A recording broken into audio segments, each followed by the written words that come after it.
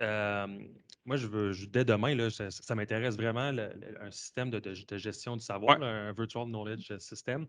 En fait, c'est quoi, en fait, les facteurs de succès pour justement implémenter une nouvelle solution là, Ouais. comme ça? Première chose, c'est une erreur des fois qu'on peut voir certaines personnes là, qui vont faire, que ce soit un logiciel comme, tu sais, comme VKS ou n'importe quel autre logiciel, là, n'importe quel autre nouvel équipement que tu essaies d'implémenter là, dans ton usine, c'est d'y aller partout en même temps.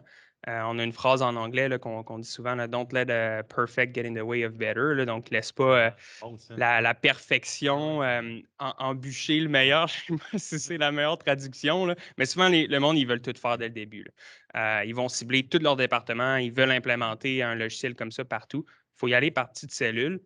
C'est important aussi de ne pas y aller avec toutes les fonctions dès le début, là. Si tu pars de zéro instruction à une instruction, ben c'est déjà mieux. Tu vas déjà avoir un retour sur investissement. Tu n'as pas besoin d'aller mettre un paquet de formulaires sur chacune de tes étapes de ton instruction. Là, tu vas ralentir la personne. C'est un juste milieu à venir trouver. Puis un autre truc qui est important aussi, c'est au final, les gens qui vont utiliser ce logiciel-là, tu sais, c'est les opérateurs, c'est les superviseurs. Tu sais, c'est important de les embarquer dans ce procédé-là.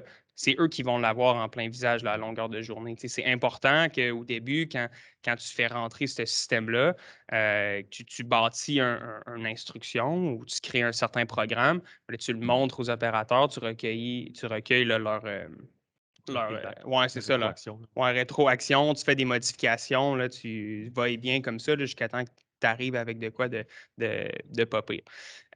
Sinon, c'est important aussi de se faire un échéancier qui a de l'allure, là. C'est-à-dire, il faut être capable de se dire, bon, ben, dans un mois, dans 2 mois, dans 3 mois, je vais être rendu là, je vais être rendu là, je vais être rendu là. Mais aussi, toi, il faut que tu me fasses tant d'instructions. Toi, il faut que tu aies implémenté tel procédé.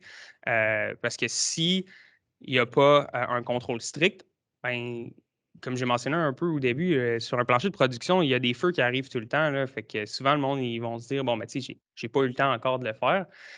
Mais l'affaire, c'est que si tu l'avais implémenté dès le début, ce genre de logiciel-là, tu aurais plus de temps à la fin de ta semaine, tu sais. Mais il faut prendre le temps de s'asseoir puis de le faire pareil. Fait qu'au final, c'est sûr que tu as un petit. Euh, t'as une force à donner, tu sais. Mais une fois que c'est fait après ça, c'est là que tu vas voir les bénéfices, là.